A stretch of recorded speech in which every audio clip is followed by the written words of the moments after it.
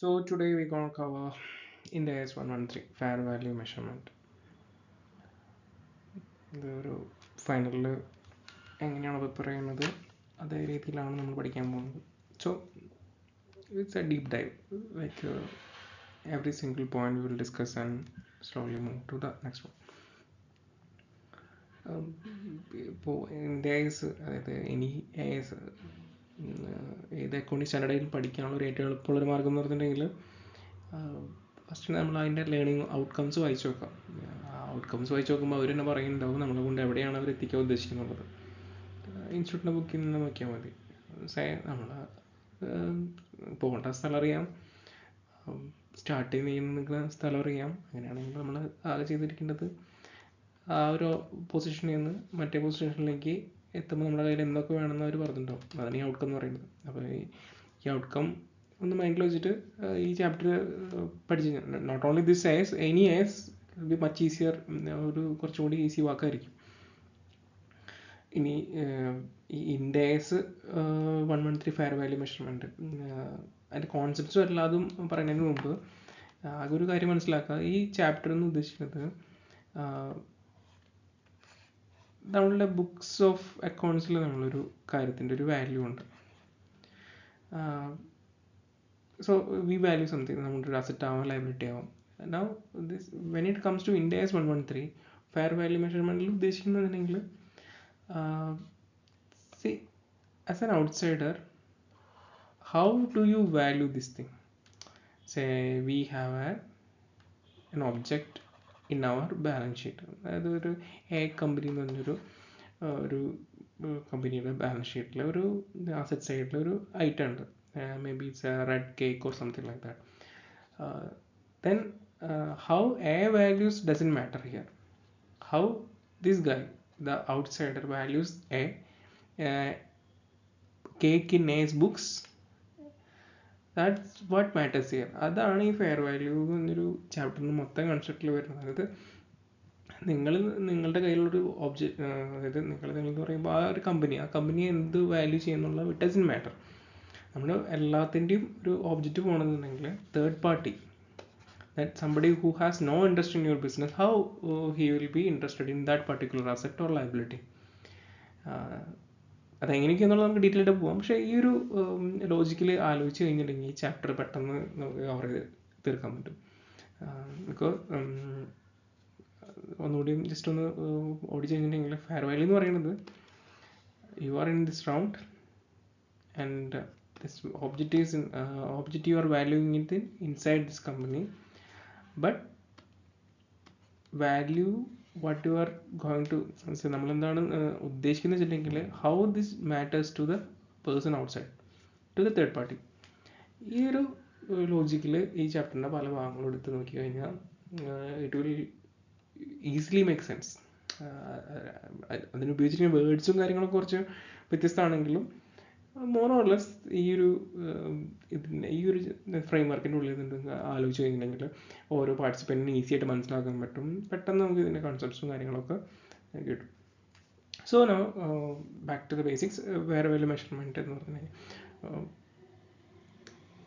ഇനി ഇതിൻ്റെ ഒരു ഒരു കുറച്ചും കൂടിയും ഒരു അനാലജി പോലെ പറയുകയാണെങ്കിൽ നമ്മളൊരു മാർക്കറ്റിൽ കൂടെ നടന്നുകൊണ്ടിരിക്കുമ്പോൾ നമ്മളവിടെ ആപ്പിൾ കാണുന്നു, ഓറഞ്ച് കാണുന്നു, പലതരം ഐറ്റംസ് ഇങ്ങനെ കണ്ടുകൊണ്ടിരിക്കുക. അപ്പം ഇതിൻ്റെ പ്രൈസ് ടാഗ് എന്ന് പറയുന്നുണ്ടല്ലോ, ആ പ്രൈസ് ടാഗ് ഇങ്ങനെ കാണിച്ചു വെച്ചിട്ടുണ്ട്. അപ്പോൾ ഇതേമാതിരി തന്നെയാണ് ഈ ഫെയർ വാല്യൂ എന്ന് പറയുന്ന ഒരു സാധനം ഉദ്ദേശിക്കുന്നത്. അതായത് നിങ്ങളൊരു മാർക്കറ്റിൽ കൂടെ പോവുകയാണെങ്കിൽ you should be able to compare, and ഒരു സെൻസിബിൾ ആയിട്ടുള്ള കമ്പാരിസൺ ആയിരിക്കണം. ഒരു ചീഞ്ഞ ആപ്പിളും ഒരു നല്ല ആപ്പിളും should not be priced at the same level. ഒരു ക്രാപ്പായിട്ടും കാണിക്കണം, സ്ക്രാപ്പായിട്ടും കാണിക്കണം, ഒരു നല്ല ഒരു ഐറ്റം നല്ല ഐറ്റമായിട്ടും കാണിക്കണം. അപ്പോൾ ഇത്തരം കാര്യങ്ങളൊക്കെ ഒരു എന്താ പറയുക, ഇതിനൊരു ഏതൊരു ഒബ്ജക്റ്റിനെയും സ്റ്റാൻഡർഡൈസ് ചെയ്തിട്ട് കാണാൻ പറയുന്നതാണ് എന്താ പറയുക ഫെയർ വാല്യൂ മെഷർമെൻറ്റിലേക്ക് വരുമ്പോൾ. സോ ഇത് അവസാനം ഇത് എന്തുണ്ടാക്കണത്, ഇപ്പോൾ എൻഡ് ഓഫ് ദി ഡേ ആ സ്റ്റേക്ക് ഹോൾഡേഴ്സിന് it be much easier to compare. ഇന്നത്തെ കാലത്ത് ബിസിനസ്സുകളൊക്കെ എന്താ പറയുക കൂടുതൽ ഇൻറ്റഗ്രേറ്റഡ് ആയി. നോട്ട് ഓൺലി ദ ലോ, എന്താ പറയുക, കുറച്ചൊരു ഗ്രൂപ്പ് ഓഫ് ആൾക്കാരല്ല അതിൽ ഇൻട്രസ്റ്റഡ് ആയിരിക്കും. അപ്പോൾ പല രാജ്യത്തു നിന്നുള്ളവരിക്കാം, പല സ്റ്റേക്ക് ഹോൾഡേഴ്സ് ആയിരിക്കാം, പല ഇൻട്രസ്റ്റോട് കൂടി നോക്കുന്നവരിക്കാം. അപ്പോൾ എല്ലാവർക്കും ആണെങ്കിലും അവർ നോക്കുമ്പോൾ ഇറ്റ് ഷുഡ് ബി അറ്റ് എന്താ പറയുക, ഒരു അല്ല അസറ്റ്സിനും ലയബിലിറ്റീസിനും ഒക്കെ ഉള്ള വാല്യൂഷൻ എന്ന് പറയുന്നത് it should be something they can relate to. ഒരിക്കലും ആ കമ്പനി എന്താ പറയുക ബോഗസ് ആയിട്ട് ക്രിയേറ്റ് ചെയ്തിരിക്കുന്ന ഒരു വാല്യൂ ആയിരിക്കരുത്. അതുപോലെ വളരെയായിട്ട് അണ്ടർപിൻ ചെയ്തിരിക്കുന്ന ഒരു പ്രൈസും ആയിരിക്കണം. സോ ഇതാണ് ഒരു ഫെയർ വാല്യൂ മെഷർമെൻറ്റിൻ്റെ ഒരു എന്താ പറയുക മെയിൻ ഒബ്ജക്റ്റിലേക്ക് പോകുമ്പോൾ ഉണ്ടാവുന്നത്. സോ ഈ ഒരു എന്താ പറയുക ഈ ഒരു ചട്ടക്കൂട്ടിലൊക്കെ നിന്നുകൊണ്ട് ആലോചിച്ച് കഴിഞ്ഞിട്ട് നമുക്ക് ചാപ്റ്ററിൻ്റെ പതുക്കെ ബാക്കിയുള്ള ഭാഗങ്ങളിലേക്ക് ഇങ്ങനെ പോകും. So that's it, let's begin. Need for Ind AS 113. Need for Ind AS 113 ഒന്ന് മനസ്സിലാക്കാനായിട്ട് ഓക്കെ, നമുക്ക് ജസ്റ്റ് പോയിന്റ് വൈസ് ഫസ്റ്റ് പോവാം. So entity specific prices. Entity specific prices എന്നുണ്ടെങ്കിൽ ഒരു എൻറ്റിറ്റി ഒരു കാര്യത്തിന് പ്രൈസ് ചെയ്യുമ്പോൾ നമ്പർ ഓഫ് വേരിയബിൾസ് ഉണ്ടെങ്കിൽ അതിൽ അവരുടെ കോമ്പറ്റീഷൻ നോക്കും, അവരുടെ റെഡ്യൂസ്ഡ് പ്രൈസ് ആണോ, എത്ര ക്രെഡിറ്റ് പീരീഡ് ഉണ്ടെന്ന് നോക്കാം. ചിലപ്പോൾ even how there credit interest rates or അവർക്ക് കിട്ടാവുന്ന ക്രെഡിറ്റ് പീരീഡ് അവർക്ക് കിട്ടുന്ന ഫെസിലിറ്റീസിൻ്റെ ക്രെഡിറ്റ് ഇൻട്രസ്റ്റ് റേറ്റ് വരെ ഇതിനെ ബാധിക്കാം. നേരെ മറിച്ച് ഈ ഇൻഡേഴ്സ് എങ്ങനെ ഇതിനെ പുഷ് ചെയ്ത് കൊണ്ടുവന്നിട്ടുണ്ടെങ്കിൽ മാർക്കറ്റ് ബേസ്ഡ് വാല്യൂഷനാണ്. അതായത് നമ്മൾ പണ്ട് പഠിച്ച ALP, ആം ലെങ്ത് പ്രൈസ് ഇതിൽ മാത്രമല്ല എല്ലാത്തിലും അപ്ലൈ ചെയ്യണം എന്നുള്ള ഒരു ലോജിക്കിലേക്കാണ് ഇൻഡേഴ്സ് 113 കൊണ്ടുപോകുന്നത്. ട്രാൻസാക്ഷൻ ഒരു സ്പെസിഫിസിറ്റി കൊടുക്കാണ്ട് നേരെ ആം ലെങ്ത് പ്രൈസ്, എല്ലാത്തിലും arm length price. Entity specific transaction ആണെങ്കിലും may be they both some interested parties ആയിരിക്കാം ആ ട്രാൻസാക്ഷനിൽ ഏർപ്പെടുന്നത്. It doesn't matter. Even if that happens, the asset valuation or liability valuation will be based to ALP, arm length price. So universally ഇവർ എന്താ ചെയ്യുന്നത് വെച്ചിട്ടുണ്ടെങ്കിൽ ഒരു ലെവൽ പ്ലേയിങ് ഫീൽഡ് ഉണ്ടാക്കുകയാണ് ഈ ഇൻഡേഴ്സ് ചെയ്യുന്നത്. അതായത് കുറച്ച് നമുക്കൊരു ചെറിയൊരു I don't think it's a best analogy, but let's see how it matters. ഒരു കുറച്ച് കാണികൾ ഇവിടെ ഇരിക്കുന്നുണ്ട്, കാണികൾ വന്നിട്ട് ഓഡിയൻസ് ഇരിക്കുന്നുണ്ട്. ആൻഡ് ചില ഗെയിംസ് കുറച്ച് പ്ലേയേഴ്സ് ഇവിടെ കളിക്കുന്നുണ്ട്, ചില ഗെയിംസ് കുറച്ച് players may be it's same game they are playing but at different levels. ഇങ്ങനെ പലരും പല സ്ഥലത്തായിട്ട് കളിക്കുന്നുണ്ട്. ഈ ഇൻഡേഴ്സ് ചെയ്യുന്നുണ്ടെങ്കിൽ മക്കളെ വാ എല്ലാവരും ഇവിടെ വന്നിട്ട് കളിക്കാൻ പറയും. സോ ഇവരെല്ലാവരും ഇവിടെ ഇറങ്ങിയിട്ടുണ്ടെങ്കിൽ വാച്ച് ചെയ്യുന്നവർക്ക് it's much easier to understand. അതാണ് ഈ ഇൻഡേഴ്സ് ചെയ്യുന്നത്. അതായത് എല്ലാവരെയും കൊണ്ട് ഒരു കോൺസെപ്റ്റിലേക്ക് കൊണ്ടുവരാം. ഒരു കോൺസെപ്റ്റ് വളരെ സിമ്പിളാണ്. അതായത് നമ്പർ ഓഫ് വേരിയബിൾസിൽ ഉള്ള പ്രൈസിങ്ങിനേക്കാളും let's go with arm length price. What market values, മാർക്കറ്റിൽ സ്റ്റെബിലിറ്റി ആയിട്ട് കാണുന്ന വാല്യൂസ് വെച്ചിട്ട് നിങ്ങൾ പ്രൈസ് വാല്യൂ ചെയ്യുക. That again means what is fair valuation. Fair value എന്ന് പറഞ്ഞൊരു കോൺസെപ്റ്റിലേക്ക് എത്തിക്കാൻ പോകുന്നത്. അപ്പോൾ അസറ്റ്സിനെ ഇവർ ആപ്പിൾ ജ്യൂസ് ഉണ്ടാക്കുന്ന കമ്പനി, ആപ്പിളിന് 10 രൂപ കാണും. മേ ബി ഇവർ ആപ്പിളിൻ്റെ what else you will be making with apple. Apple Fizz എന്ന് പറഞ്ഞ കമ്പനി ചിലപ്പോൾ ആപ്പിൾ പൈ ഉണ്ടാക്കുന്ന കമ്പനി മേ ബി ഇറ്റ്സ് $2 കാണുന്നുള്ളൂ. ആപ്പിളിനെ സ്ക്രാപ്പായിട്ട് കാണുന്ന കമ്പനി $50.5 കാണുന്നുള്ളൂ നോക്കിയാൽ. But when it comes to here, they are asking us to you forget what does matter to you, you just see the apple and value it and report back to us. അങ്ങനത്തെ ഒരു കോൺസെപ്റ്റിക്കാണ് വരുന്നത്. I'm not sure apple is a good example, but I hope you got the meaning.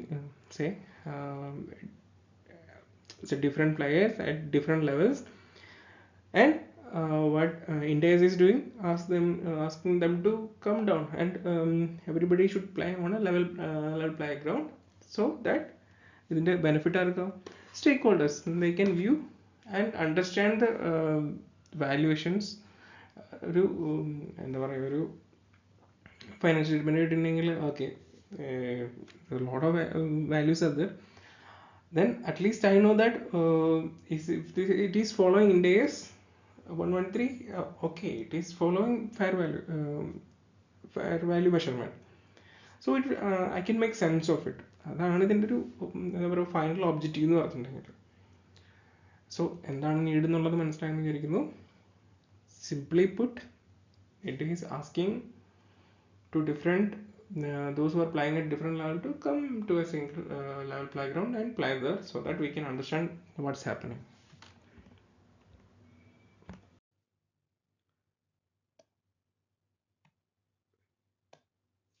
Now importance, ഇന്ത്യസിൻ്റെ importance എന്ന് പറഞ്ഞിട്ടുണ്ടെങ്കിൽ ഇത് fundamentally ഇത് എന്താ പറയുക ഒരു സിഗ്നിഫിക്കൻറ്റ് ഷിഫ്റ്റാണ്.